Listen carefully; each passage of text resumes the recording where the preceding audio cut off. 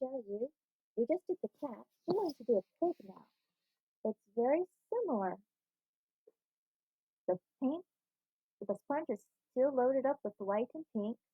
I'm going to start here and I'm going to pounce it up so you can see that splash of pink.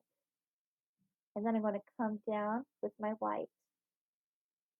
I'm going to go to the other side. I'm going to pounce the sponge up so you can see that splash of pink. Then I pull my sponge with just the white side down. You don't want to make them too long or else it starts looking like a rabbit. Pigs have large noses, so you want to fill the whole nose and maybe even go over the sides just a little bit. And while that's drying, I'm going to get my round number 3 brush. You can use a number 6 as long as you have practiced and you work at dancing the paint on the tip of your brush.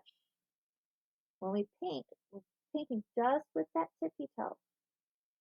Just with that thin tippy toe. Even then the line gets a little thick. A lot of pressure, the thin pressure gives you the prettier line. Especially if you just practice tippy toe. Practice doing a lot of tippy toe work. We can add curls into this if we want. But right now, you can just practice how it feels. So we're just going to go thin to thick to thin and curve down. Thin to thick, curve down and around. And then curve in just a little bit. That gives kind of a floppy-eared look. Now on the other side, we're going to make sure my paint is wet, but not dripping. Wet paint will flow more easily, so I'm going to go thin to thick to thin. Sometimes you have to go back and pick up that thin. And then thin to thick to thin as you curve back up. And then curve in just a little bit. You can go and decide if you want to make a line a little thicker. But the thin to thick is what really makes a design interesting. You could even do thin to thick or thick to thin to do the inside of the ear. Now for the nose. Pigs' noses are not a perfect oval. They are a little more pointed on the bottom than the top. It's kind of like a heart shape. So small, large. I'm making a thicker line. And I'm going thin till I reach the bottom. You can see where I went off. That's why it's important to practice. For the nostril of the nose of the pig, you want to use the child's nostril itself. Start on the outside and then pull in so the child's nostril will blend with the pig's nose.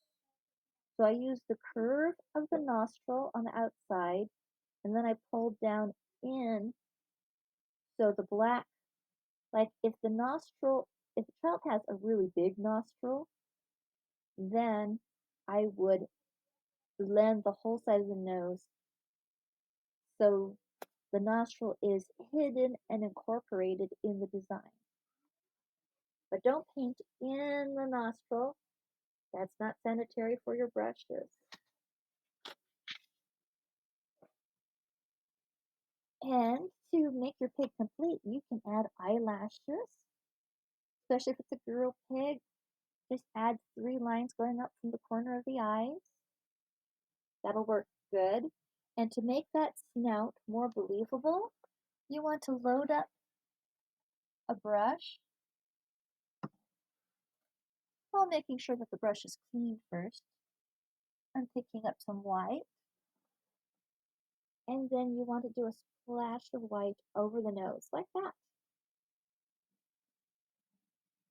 You could add a little more pink on the cheeks,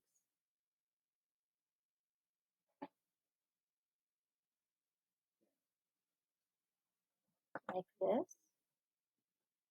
There's some more pink. And then you can take white